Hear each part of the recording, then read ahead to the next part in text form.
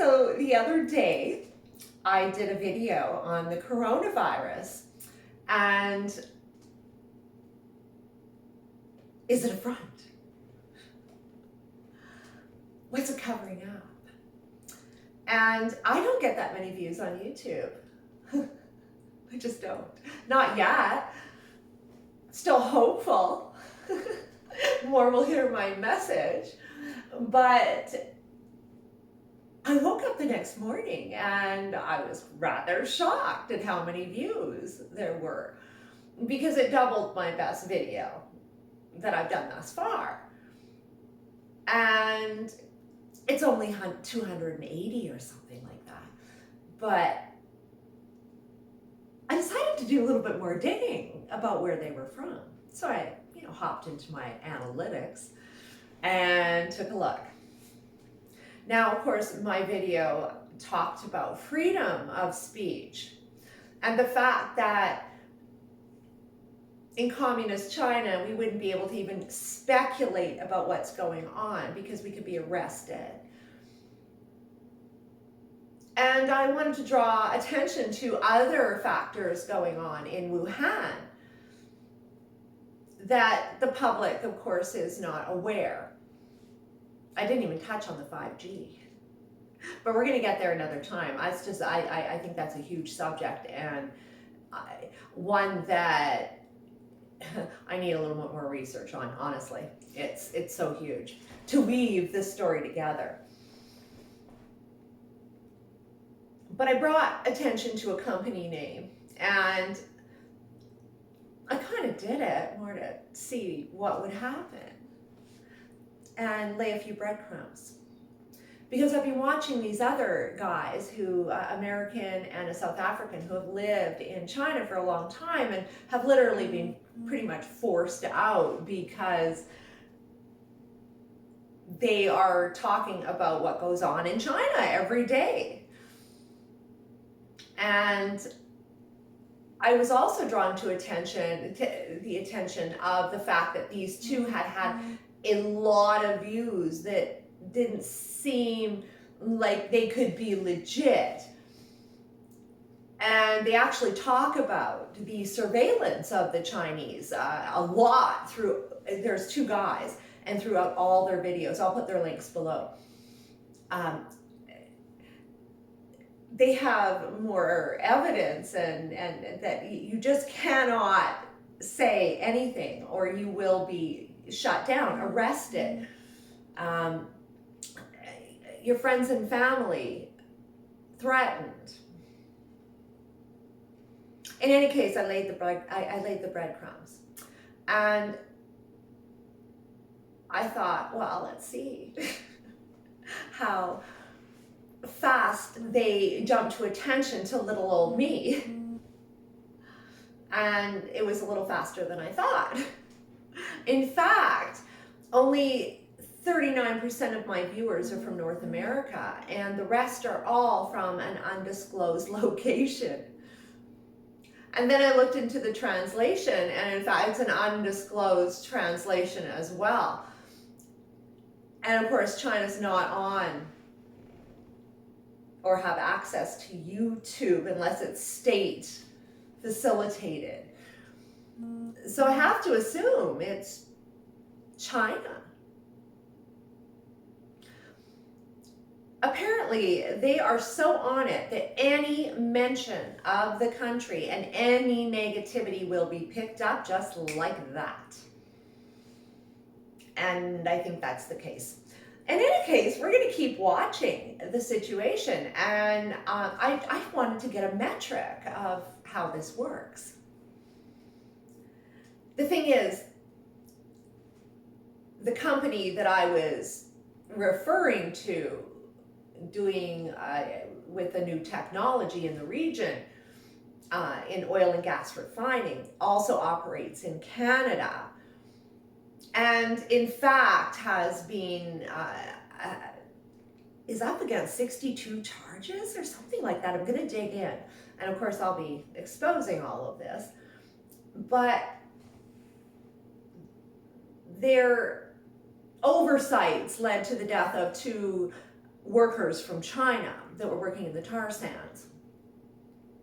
And this company has never responded to the charges. They just ignore them. This is pretty much with their record globally, and I'm pulling all of that data together. These are the things that we need to be paying attention to, because we know they're paying attention to us. We know that they can't, a Chinese person cannot speak frankly. And we also know that there's a tremendous amount of nationalism being created with the coronavirus. And I think only one death still outside of Wuhan, just so we're clear on that. That was in Hong Kong, and it happened right after that video, in fact. Like, one of my friends made sure I got that right away, and that was important. At the end of the day, what we say is being watched by more people than you think. And rest assured, if you mention China in a negative light, or what they perceive to be in a negative light, you're on the radar, and I know I am. I'm gonna watch it. I'll definitely keep you up to date and in the loop, but it doesn't matter how small you are. So at the end of the day right now with this coronavirus, what is being collected is a tremendous amount of information. Every social media comment, every emoji is being captured. And I don't believe it's just being captured by the West and Facebook. The Chinese have got it too. And as far as I'm concerned, the Chinese are the World Health Organization, are the UN, are the ones actually in control here, not some separate global body. They're all one and the same, as far as I'm concerned. This isn't about China or United States or Canada, Australia, Nigeria, Ecuador, Uganda. It's not about individual nations anymore. It's about all one. And this whole pandemic has been shaped and molded, absolutely molded, to a narrative that's not being supported, but also proven how wildly speculatory things can get through social media, and is actually providing the powers that be the juice to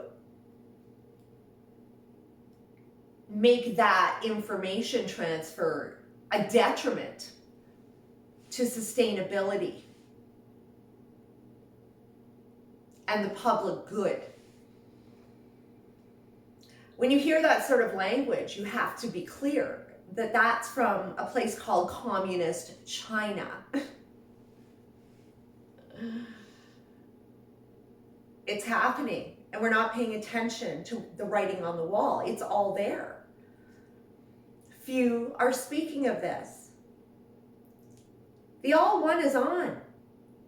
The problem is we haven't been informed, and we've not been counted in as factors, because in fact humanity was superseded by corporations when China said that they would not do anything, they would not shut down travel, that they would not comply. And the World Health Organization stepped the level up a notch, patted China on the back, and then proceeded to call a global health emergency. It's not right. And right now the world's watching. And they're planning for the next time.